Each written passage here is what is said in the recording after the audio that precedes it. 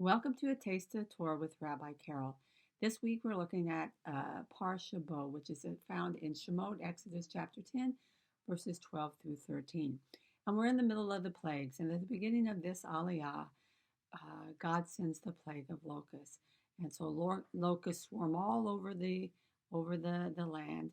And so what happens? Let's look at verse 16. So it says that, at the end of verse 15, it says, "Not one green thing remained, not a tree and not a plant in the field in all the land of Egypt." Verse 16, so Pharaoh hurried to summon Moshe and Aharon and said, "I have sinned against Adonai your God and against you.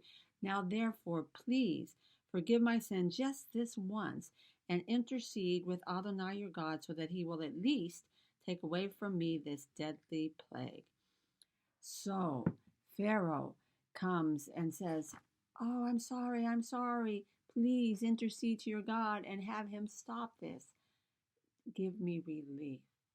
Now, as we go through the story of Exodus and the Passover, we most often relate to Moses, to Aaron, to the Israelites.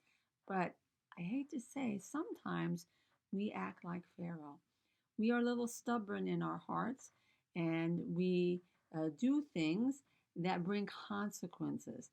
And when those consequences are not pleasant, we are like Pharaoh. We will come to God and we say, God, please forgive me. I'm sorry. I shouldn't have done that. I shouldn't have said that. I shouldn't act it like that. Please help me get out of this situation. So I want to encourage us that we all want to keep a heart that is pliable and sensitive to God.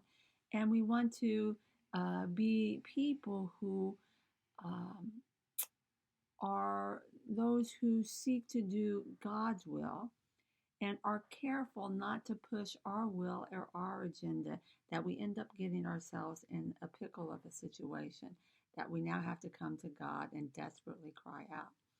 And so we want to be those who are consistent in the way we walk with God, so that we're not calling out desperately to Him because we are in over our heads. God wants to bless us. He loves to bless His children, but we need to walk in submission to Him and follow His word and His ways. So I hope that has encouraged you today. And I want to once again invite you to join us tomorrow morning at Beth Emanuel. Our services start at 11. We have Kesher Cafe at 10 o'clock. Come for a cup of coffee and a little treat. And if you're not here on Long Island, you can catch our service streaming on Facebook or YouTube. So God bless and